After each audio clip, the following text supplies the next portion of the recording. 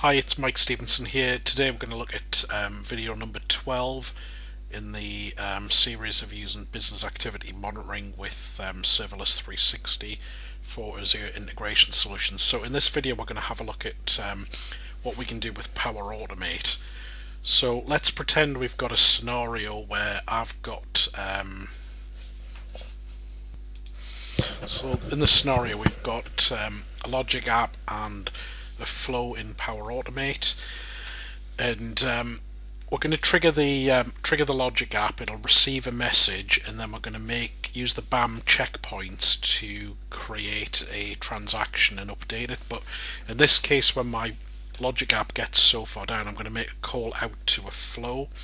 So let's imagine it could be a number of scenarios, like you're implementing with citizen integrators in Power Automate or developing flows.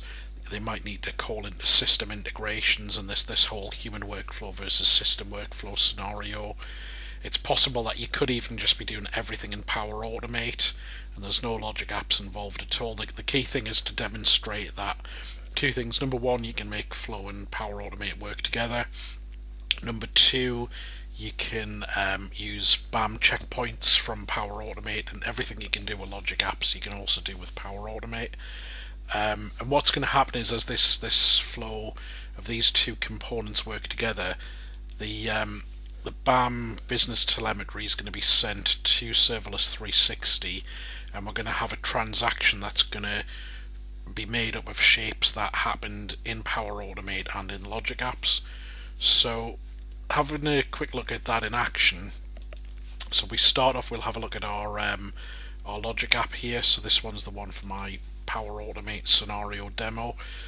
And what I'm going to do, I'm going to kick off just a normal manual trigger. I'm going to do the start transaction in the logic app. That's going to create a transaction. And then I'm going to make a call out to my flow. So here I've got the URL for the flow. There's a number of different ways I could pass a message to flow. I could do it through service bus, call it over HTTP, do a webhook, pass a message via something like Dropbox or event grades or whatever. There's loads of different ways you can do it. The key thing is we're going to pass a message to trigger a flow. That's going to then come back, and we'll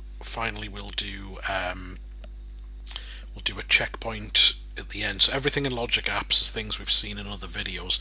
The key difference at this point, if we go over into our flow, so here I've got my Serverless 360 Business Process 12 demo, and what I've done is I've gone in and I've created a custom connector.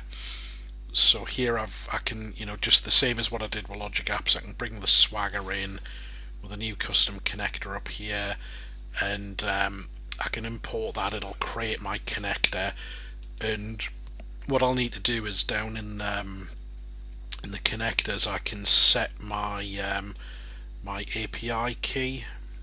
So you can see here I've set it previously, but I can change it if I want to, and really that's now giving me a connector that points to the API from Serverless 360. When I'm in flow, what I'm able to do is I can now go and edit my flow, and I'll be able to add the Serverless 360 shape. So we can see I've got my checkpoint here. So if we just demonstrate, we should be able to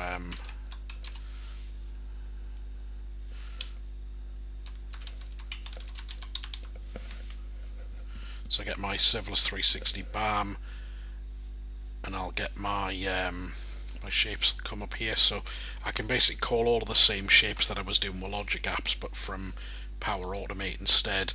And here I'm going to use my transaction instance ID that got passed over in this case, but like we did in other videos, we could do the correlation with checkpoint. There's a couple of different ways we can do this. This is just really to demonstrate the simple scenario.